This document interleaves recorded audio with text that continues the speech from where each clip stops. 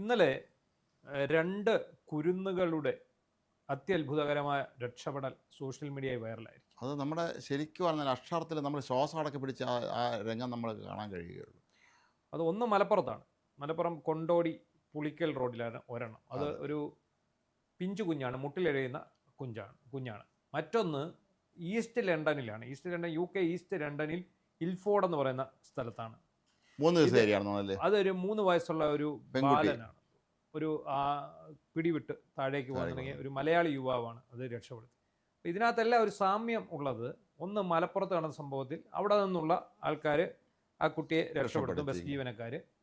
രണ്ടാമത്തെ ഈ ഈസ്റ്റ് ലണ്ടനിൽ നടന്ന സംഭവത്തിൽ മലപ്പുറം സ്വദേശിയായ മുഹമ്മദ് ജസീൽ എന്ന് പറഞ്ഞ യുവാവാണ് ഈ 3 വയസ്സുകാരനെ. അപ്പോൾ ഒരു മലപ്പുറം ബന്ധം കണ്ട നമ്മുടെ വെള്ളാപ്പള്ളി പോലുള്ള ആളുകൾ മലപ്പുറം ജില്ലയെ തെറി വിളിക്കുമ്പോൾ മലപ്പുറം ജില്ലക്കാരായ രണ്ടുപേരും ജീവൻ പ്രത്യേകിച്ച് ലണ്ടനിലുള്ള മനുഷ്യൻ ജീവൻ പണയം വെച്ചാണ് എൻ്റെ മുകളിൽ കയറാൻ. അത് എന്താണെങ്കിലും ഒരു കാര്യം നമുക്ക് വ്യക്തമാണ്, ഈ 2 കുരുന്നുകളുടെയും ഒരു വേർപാട് വലിയൊരു വേദനയാകേണ്ട സ്ഥലത്താണ് ഈ 2 കുഞ്ഞുങ്ങളും ഇന്ന് രക്ഷപ്പെട്ടതിൻ്റെ ഒരു ആശ്വാസം നമുക്ക് ഉണ്ടാകുന്നത്. പക്ഷേ ഇതിൽ നമുക്ക് ഇപ്പോഴും എനിക്ക് മനസ്സിലാകാത്തൊരു കാര്യം, ഈ 1.5 വയസ്സുള്ള കുഞ്ഞ് എങ്ങനെയാണ് ആ വീട്ടിൽ നിന്ന് എഴഞ്ഞ് ഈ നടറോഡിൽ വന്ന് ഇരുന്നതെന്നാണ്. ഈ കുഞ്ഞിൻ്റെ വീട്ടിൽ ഇതാരും കണ്ടില്ല, ഇത് എന്താണ് അവിടെ സംഭവിച്ചതെന്നുള്ളത് കാര്യം പുറത്തു വരേണ്ടതാണ് കാര്യം. അത് നമ്മൾ പറയുമ്പോൾ നമുക്ക് പണ്ട് നമ്മുടെ നാട്ടിലൊക്കെ കൊച്ചു കുഞ്ഞുങ്ങളുള്ള വീട് നമുക്കറിയാം. അതെങ്ങനെയാണെന്ന് ചോദിച്ചു കഴിഞ്ഞാൽ, ഈ വീടിൻ്റെ ഫ്രണ്ട് കതകിൻ്റെ ഏതാണ്ട് ഒരു അരപ്പൊക്കത്തിൽ ഈ പട്ടിക വെച്ച് താൽക്കാലികമായിട്ടൊരു ബാരിക്കേഡ്. പോകാൻ പറ്റില്ല.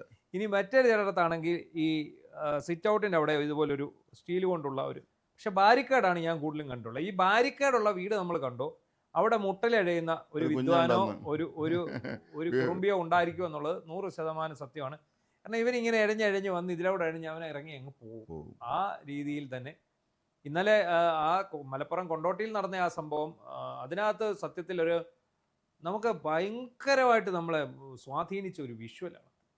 അതെ, ആ മനുഷ്യർ ആ വണ്ടി ഓടിച്ചു പരിഭ്രാന്തിപ്പെടുത്തി കളഞ്ഞു. കാരണം ഒന്നാമത് രാവിലെയാണ്, മഴ എങ്ങാണ്ട് കഴിഞ്ഞ റോഡൊന്നും അത്ര ക്ലിയർ അല്ല.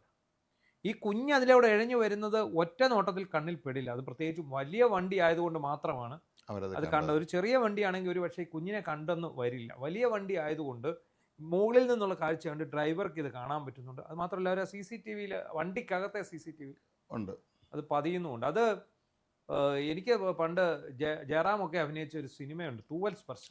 ഓർമ്മയുണ്ട്. ഒരു കുഞ്ഞിനെ കിട്ടുന്നത്, ഒരു കൊച്ചു കുഞ്ഞിനെ. ഇത് അതുപോലെ അതിനകത്ത് ഇതുപോലെ അവർ കതക് തുറക്കുന്നുണ്ടെങ്കിൽ അവരുടെ കതകിൻ്റെ മുമ്പിൽ ഒരു കൊച്ചു കുഞ്ഞിങ്ങനെ ഇരിക്കുന്നതായിട്ടും ആ കുട്ടിയെ പിന്നെ അവരെടുത്ത് വളർത്തുന്നതായിട്ടുമാണ് ആ സിനിമ വരുന്നത്. അപ്പോൾ ആ സിനിമയ്ക്കകത്തെ ആ കുഞ്ഞിരിക്കുന്ന പോലെയാണ് എനിക്കത് തോന്നിയത്. ഇതുപോലെ എഴഞ്ഞു വന്ന് റോഡിൽ ഇങ്ങനെ കുത്തിയിരിക്കുമ്പോൾ ആ വഴിക്കാണ് ഈ വണ്ടി വരുന്നത്. വണ്ടി വരുമ്പോൾ വണ്ടിക്കകത്തിരിക്കും. അത് എന്താണെന്ന് ദൂരേന്ന് ഒരു സംശയമുണ്ട്, അതെന്താണെന്ന്. അവരടുത്ത് വരുമ്പോൾ ഇതൊരു കുഞ്ഞാണ്. അപ്പോഴേ വണ്ടി നിർത്തി ഒരു ചാഞ്ഞ് പെട്ടെന്ന് ആ ഡ്രൈവറും കണ്ടക്ടറും, നമ്മളിപ്പോൾ നമ്മുടെ മറുനാടൻ എക്സ്ക്ലൂസീവ് ചാനലിൽ ആ ഡ്രൈവർ ഇൻ്റർവ്യൂ കൊടുത്തിട്ട് കണ്ടക്ടറെ. അപ്പോൾ ആ കുഞ്ഞിനെ അവർ പൊതിഞ്ഞെടുക്കുന്നു. എടുത്തിട്ട് ഈ കുട്ടി തൊട്ടടുത്ത വീട്ടിലാണെന്നുള്ള ധാരണയിൽ അവിടെ തന്നെ കൊണ്ടുപോയില്ലെന്നാണ്. ചെല്ലുമ്പോൾ എന്താണ്, പിതാവ് മുറ്റത്തിരുന്ന് പത്രം വായിക്കുന്നുണ്ട്, മാതാവ് എന്തോ ജോലിയൊക്കെയാണ്. അറിഞ്ഞില്ല, ഇവർ പത്രം വായിക്കുകയായിരുന്നു, മൊബൈലിലായിരുന്നു എന്നുള്ള ദൈവത്തിന് അറിയാം. ഇപ്പം എല്ലാവരും മൊബൈൽ നോക്കിക്കൊണ്ടിരിക്കുന്ന ഒരു സമയമാണ്. ഓർമ്മയുണ്ടോന്നല്ല, ഒരു വർഷം മുമ്പാണോ എന്ന് തന്നെ സംശയമുണ്ട്. അധികം കാലം ആകില്ല, നമ്മളെ വാർത്ത കൊടുത്തിട്ടുണ്ടായിരുന്നു. ഒരു കുഞ്ഞ് ഇതുപോലെ അങ്കനവാടിയിൽ നിന്നെങ്ങാണ്ട് ഇതുപോലൊരു കുഞ്ഞ് എഴഞ്ഞല്ല നടന്ന്, തീരെ കൊച്ചുകുട്ടി, അതുകൊണ്ട് നടന്നു തുടങ്ങിയ പിച്ച വെച്ച കുട്ടി നടന്നതിൻ്റെ വീടിൻ്റെ അടുത്ത് വരെ നടന്നെത്തി റോഡിൽ കൂടെ, മെയിൻ റോഡിൽ കൂടെ, ആരും അറിയാതെ. അവിടുത്തെ അങ്കനവാടിയിലെ പിന്നെ അധ്യാപകർ പഠിപ്പിക്കുന്ന അവിടുത്തെ ടീച്ചർ ഒന്നും അറിയാതെ ഈ കുഞ്ഞ് അവിടെ നടന്നു വന്നു. അവസാനം അവിടുത്തെ അധ്യാപകരുടെ പേര് നടപടി എടുത്തിരുന്നു. അധ്യാപക പുറത്തോട്ടെ അവരെ വേറെ എവിടെ പോയിരിക്കുകയായിരുന്നു. കുഞ്ഞിറങ്ങി അങ്ങ് നടന്ന്. ഒരു കൊച്ചുകുട്ടിയാണ്, അത് വളരെ കൊച്ചു കുഞ്ഞാൽ തപ്പി നടക്കുന്ന ഒരു കുട്ടി. അപ്പോൾ ഇത് നമ്മളിപ്പോൾ ഇന്നലെ ആ കുഞ്ഞിൻ്റെ രക്ഷപ്പെടിയിലാണ് കേരളം ചർച്ച ചെയ്തത്. എന്നാൽ ആ രക്ഷകർത്താക്കളുടെ നിരുത്തരവാദപരമായ ഒരു സമീപനത്തെ ആരും ഇന്നലെ അത് ചർച്ച ചെയ്തിട്ടില്ല. സത്യത്തിൽ അത് നമ്മൾ ചർച്ച ചെയ്യേണ്ടതാണ്. നമുക്കിപ്പം നമ്മൾ പറയുമ്പോൾ എല്ലാവർക്കും അത് കുറ്റപ്പെടുത്തുന്നു അല്ലെങ്കിൽ ആ ഒരു രീതിയിലേക്ക് നോക്കും. കൊച്ചു കുഞ്ഞുങ്ങളുള്ള വീട്ടിൽ എന്തൊക്കെ അപകടങ്ങൾ സംഭവിക്കും. ഏറ്റവും കൂടുതൽ കുഞ്ഞുങ്ങൾ ബക്കറ്റിലെ വെള്ളത്തിൽ വീണ് മരണപ്പെടുന്നത് ഇതുപോലുള്ള അവസരങ്ങളിലാണ്. അതായത് ഏകദേശം ഈ പ്രായത്തിലുള്ള കുഞ്ഞുങ്ങളാണ്. വളരെ സൂക്ഷിക്കണം, നമ്മൾ എക്സ്ട്രാ കെയർ എടുക്കണം ഈ കുട്ടികളുടെ കാര്യത്തിൽ. കാരണം കൊച്ചുങ്ങൾ അവർക്ക് അറിയില്ലല്ലോ, അവരിറങ്ങി അങ്ങ് പോകും. അതുപോലെ ചില വീടുകൾ നമുക്ക് നാട്ടിൻപുറത്തൊക്കെ അറിയാം, കിണർ തീരെ അതിൻ്റെ വാവട്ടം പിന്നെ അധികം ഇല്ലാത്ത പെട്ടെന്ന് കുട്ടിക്ക് മനസ്സിലാക്കാൻ കഴിയാത്ത അതെ, അവരെ ആൾമറയില്ലാത്ത നിരപ്പിലുള്ള കിണറാണ്, മറയില്ലാത്ത കിണർ. കിണർ നേരെ അതിനകത്ത് അങ്ങ് പോകും കിണറ്റിലോട്ട് പോകും. അതുപോലെ ഈ കുഞ്ഞുങ്ങൾ ഈ വലിയ എന്തെങ്കിലും ഒരു സാധനം മേളിലിരിക്കുന്ന പിടിച്ചെണ്ണീക്കാൻ ശ്രമിക്കേണ്ട തലയിലൊക്കെ തലടിച്ച് ടി വി വീഴും. ഒക്കെ വീണ് ഉം. മരിക്കുന്ന അങ്ങനെ ഒരു ഒരു ഒരു സന്ദർഭം ഉണ്ടായിട്ട് ഏറ്റവും കൂടുതൽ ഈ ബക്കറ്റിലെ വെള്ളത്തിൽ മുങ്ങി മരിക്കുന്നതാണ് സംഭവിക്കുന്നത്. എന്താണ് ഇവർക്ക് സംഭവിക്കുന്നത്? ഇവർ എന്തുകൊണ്ട് അത് നോക്കുന്നില്ല എന്ന് എനിക്ക് മനസ്സിലാവാത്തത് ഇപ്പോഴും. അല്ല, കുഞ്ഞുങ്ങൾ സാധാരണ ഈ പ്രായം ഒന്നര ഒച്ച ഉണ്ടാക്കുകയും സംസാരിക്കുകയും ചിരിക്കുകയൊക്കെ ചെയ്യുന്നവരാണ്. അങ്ങനെ മിണ്ടാതെ കുഞ്ഞിറങ്ങി പോയി കാണും. ഇതെന്താണെന്നുള്ളത് ഒരു എത്തും പിടിയും കിട്ടുന്നില്ല.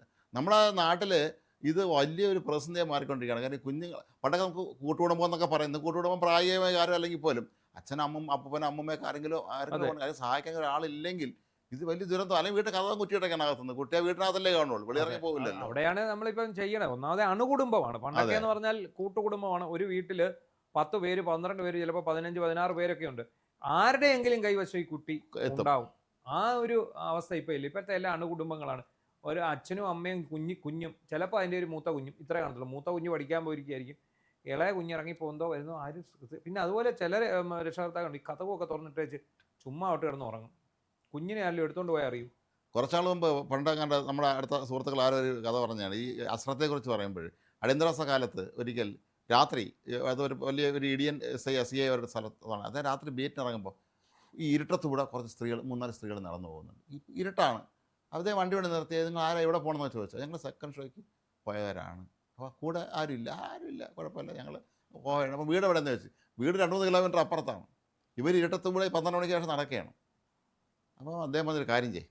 അദ്ദേഹം പറഞ്ഞു നിങ്ങളിങ്ങനെ പോകണ്ട, നിങ്ങൾ എൻ്റെ കയ്യിൽ ടോർച്ചുണ്ട്, വാഹനത്തിൽ ടോർച്ച് തന്നിട്ട് ഇത് ഇവിടെ കൊണ്ടുപോയി രാവിലെ ഭർത്താവിൻ്റെ കൊടുത്ത് നിങ്ങൾ വീട്ടിൽ ഗൃഹനാഥയിലേക്ക് കൊടുത്തേച്ചാൽ മതി, എന്നെ കൊണ്ട് തരാൻ പറഞ്ഞാൽ മതി എന്ന് പറഞ്ഞു. നിങ്ങൾ ടോർച്ച് തെളിച്ച് പൊക്കണം, ഇരുട്ടത്ത് പോകരുതെന്ന് പറഞ്ഞു. അവരങ്ങ് പോയി. രാവിലെ ഈ ഗൃഹനാഥൻ ടോർച്ചും കൊണ്ട് വന്നപ്പോൾ ഈ ഇദ്ദേഹം പൊതിരെ തല്ലി എന്നാണ് പറയപ്പെടുന്നത്. കാരണം ഇത്രയും നിരുത്തരവാദപരമായ പെരുമാറുന്നത് രാത്രി സ്ത്രീകളെ തന്നെ. അത് അന്നത്തെ കാലത്ത്, ഇന്നത്തെ പോലെ സ്ട്രീറ്റ് ആയിട്ടൊന്നുമില്ല കാലത്ത്. അപ്പോൾ അതുപോലെ ശരിക്കും പറഞ്ഞാൽ നമ്മുടെ നാട്ടിലെ രക്ഷകർത്താക്കൾ വളരെ ശ്രദ്ധിക്കണം കാര്യം. ഈ എല്ലാവരും മൊബൈലിൻ്റെ പുറകെയാണ്. ഇപ്പം നമ്മൾ അന്വേഷിക്കുകയാണെങ്കിൽ പലപ്പോഴും സംഭവിക്കാറുള്ളത് അച്ഛനും അമ്മയൊക്കെ തന്നെ മൊബൈലിൻ്റെ ലോകത്തായിരിക്കും. ഈ കുഞ്ഞുങ്ങൾക്ക് എന്ത് സംഭവിക്കണം എന്നുള്ള അവർ അറിയില്ല. ഈ നമ്മൾ അറിഞ്ഞോ അറിയാതെയൊക്കെ എത്രയോ ദുരന്തങ്ങളുണ്ട്. അതുപോലെ ഈ ബ്രിട്ടനിൽ എങ്ങനെയാണ് സംഭവിച്ചത് നമുക്കൊരു പിടി കിട്ടുന്നില്ലല്ലോ. ഈ കുഞ്ഞ് മോളിൽ താഴെ വന്നു. അത് 3ാമത്തെ നിലയിലായിരുന്നു. വ്യാപാര സമുച്ചയത്തിൻ്റെ 3ാമത്തെ നിലയിലാണ്. ഈ കുട്ടി വന്നതൊന്നും ആരും അറിഞ്ഞതേ ഇല്ല. ഈ അതവിടെ വന്ന ആ ബാൽക്കണിയുടെ ഭാഗത്തൂടെ ഇത് തൂങ്ങിക്കിടക്കുക.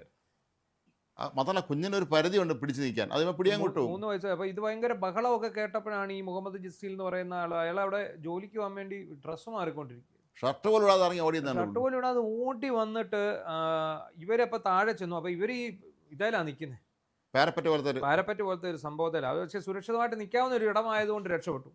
അപ്പോൾ ഇത് സാധാരണ ഇങ്ങനെ ഉള്ള വിഷയങ്ങൾ വരുമ്പോൾ ഫയർഫോഴ്സ് വന്നിട്ട് നെറ്റ് വിരിക്കുകയാണ് ചെയ്യുന്നത്. അപ്പോൾ ഇത് നേരെ ഇയാൾ വരുന്നു, മെറ്റാ പോലീസ് ഉദ്യോഗസ്ഥനാണ്. എനിക്കൊന്ന് അവിടുത്തെ ഈ കോൺസ്റ്റബിൾ തസ്തികയിലുള്ള ആളാണ്. അപ്പോൾ അത് നേരെ അയാൾ അവർ അടുത്ത് ചെന്ന് ഏതാണ്ട് സെക്കൻഡുകൾക്കുള്ളിൽ കുട്ടി പിടിവിട്ടു. അത് നേരെ ഈ ജസീലിൻ്റെ കയ്യിലാണ് വന്ന് വീഴുന്നത്. അയാളതിനെ രക്ഷപ്പെടുത്തി എടുത്തു. എന്തായാലും അല്ലെങ്കിൽ ജീവൻ നഷ്ടപ്പെട്ടു. പിന്നെ 3 നിലയുടെ മുകളിൽ നിന്നാണ് വീഴുന്നത്. ഇതൊക്കെ നമുക്ക് ഇന്നതൊരു വലിയ ഒരു കാഴ്ചയായിട്ട് കാണാൻ പറ്റും. പക്ഷേ ആശ്വാസത്തോടെ നമുക്ക് കാണാം. അതെ. പക്ഷേ ഇതൊരു ദുരന്തമായിരുന്നെങ്കിൽ നമുക്കത് വലിയ ഒരു വേദനയായി മാറും. കുറേ നാൾ മുമ്പ് കൊച്ചിയിലെ അതൊരു ഫ്ലാറ്റിൽ നിന്ന് കുഞ്ഞ് ജനലിൽ കൂടെ താഴെ വീണത് നമ്മൾ വാർത്ത കൊടുത്തിട്ടുണ്ടായിരുന്നു. പാരപ്പറ്റിൽ നിന്ന് ജനലിൽ നിന്ന് അങ്ങാണ്ട് തുറന്നു നടന്ന് ജനലിൽ കൂടെ താഴെ പോയി വീണത്. അതെ. അതുപോലെ വേറൊരു അമ്മ മരിച്ചതാണ്, ഓർക്കുന്നില്ല. അത് കൊച്ചി തന്നെയാണ്. അതെ. ഈ കൊച്ച് ബാൽക്കണിയുടെ പാരപ്പറ്റിന്റെ ഇടയ്ക്കായിപ്പോയി, ബാൽക്കണിയുടെ ഇടയ്ക്കായിപ്പോയി. എന്നിട്ട് ആ ഡോർ ലോക്ക്. ഇവർ വെളിയിലോട്ട് ഇറങ്ങിപ്പോയി. ഈ ഇപ്പോഴത്തെ ലോക്കിന്റെ ഒരു കുഴപ്പമുണ്ട്. ഈ ലോക്ക് വെളിയിൽ ഇറങ്ങുമ്പോൾ അകത്തുനിന്ന് ലോക്കായാൽ പിന്നെ തുറക്കാൻ പറ്റത്തില്ല. അതിന് ഈ കൊച്ചിനെ കാണാൻ പറ്റാത്തതുകൊണ്ട് ഇവർ താഴത്തെ ഫ്ലാറ്റിൽ കൂടെ ചെന്ന് ഇവർ ഇതിന്റെ മേളിൽ കൂടെ കയറി മറിഞ്ഞു വീണ് താഴെ വീണ് മരിച്ചു. മാത്രമല്ല നമ്മൾ പാനിക്കായി പോയി. നമ്മൾ പെട്ടെന്ന് നമ്മുടെ മൂവ്മെന്റ് ഒന്നും നമ്മൾ ഉദ്ദേശിക്കുന്ന രീതി ആയിരിക്കില്ല, തെറ്റിപ്പോകും ചിലപ്പോൾ. അന്നേരം ആ സമയത്ത് ചെയ്യാവുന്ന ഏറ്റവും പ്രധാനപ്പെട്ട മാർഗം അഗ്നിരക്ഷാസേനയെ വിളിക്കുക, ഫയർഫോഴ്സിനെ വിളിക്കുക. ഇതുപോലെ കുട്ടികൾ കുടുങ്ങിപ്പോകുന്ന സമയങ്ങളിലൊക്കെ ഫയർഫോഴ്സിനെ വിളിക്കുക എന്നുള്ളതാണ്. അവർ വന്ന് ഇപ്പോൾ എത്രയോ കുട്ടികൾ പിന്നെ നമ്മൾ ഇപ്പോൾ ഈ ഫയർഫോഴ്സ് ഇപ്പോൾ പണ്ടത്തേതുപോലല്ലോ. ഇപ്പം നിലവിൽ വന്ന ഒരു മാറ്റം എന്താണെന്ന് വെച്ചാൽ എല്ലാ ഡിപ്പാർട്ട്മെൻറ്റുകൾക്കും സ്വന്തമായിട്ടൊരു PR വർക്ക് വന്നിട്ടുണ്ട്. അപ്പോൾ അവരെല്ലാം ഈ വാട്സപ്പ് ഗ്രൂപ്പ് വന്നതിന് ശേഷം ഇപ്പം ഫയർഫോഴ്സിന്, പോലീസിന്, എക്സൈസിന്, പിന്നെ റവന്യൂ വകുപ്പിന്, അങ്ങനെ എല്ലാം ഈ PR വർക്കിനായിട്ട് അവർ ഒരു ഗ്രൂപ്പ് ഉണ്ടാക്കി. ഈ ഗ്രൂപ്പിൽ ഇവരിത് പോസ്റ്റ് ചെയ്യും. അപ്പോൾ കഴിഞ്ഞിടയ്ക്ക് ഒരു കുട്ടിയുടെ തല ഒരു കലത്തിനകത്ത് അതെ അതെ അതെ തല പോയി. ഓർമ്മയുണ്ടത്. അത് അങ്ങനെ ഒരു സംഭവങ്ങൾ ഉണ്ടായിട്ടുണ്ട്. പിന്നെ ഈ കുട്ടിയുടെ കൈ കുടുങ്ങുക, കൈ ഈ ദ്വാരത്തിൽ കുടുങ്ങുക, അല്ലെങ്കിൽ ഈ ലോഹത്തിനിടയ്ക്ക് കുരുങ്ങുക, അങ്ങനെ ഒരുപാട് പ്രശ്നങ്ങൾ ഉണ്ടാകുന്നുണ്ട്. അതുപോലെ ഈ ഞാൻ നേരത്തെ പറഞ്ഞ പോലെ കുഞ്ഞകത്ത് ലോക്കായി, അങ്ങനെ ഒരു സംഭവം. അതെ. ഈ ലോക്കായി പോകുന്നത് സ്ഥിരമായിട്ടുണ്ട്. അതിപ്പം നമ്മുടെ വീടുകളിൽ വെച്ചിരിക്കുന്ന ലോക്കിനകത്തും ഇതേ പ്രശ്നമുണ്ട്. ചില ലോക്കുകൾ തുറക്കാൻ പറ്റിയത്. അതുപോലെ ഒരു അപകടം പിടിച്ച സാധനമാണ് ഈ കുഞ്ഞുങ്ങളെ കയ്യിൽ അവർ വായിക്കാത്തിരുത്ത് വെക്കും. അതെ. ചില സാധനം തൊണ്ടേ കുടുങ്ങി എത്ര കുട്ടികൾ സംഭവിച്ചു. അതുപോലെ സ്വിച്ച് ബോർഡ് താഴെ വെക്കുന്ന സ്വിച്ച് ബോർഡ് നമ്മുടെ, അതെ അതെ അതെ അതെ, അതും വലിയ അപകടമാണ്, സ്വിച്ച് ബോർഡ് താഴെ വെച്ച്.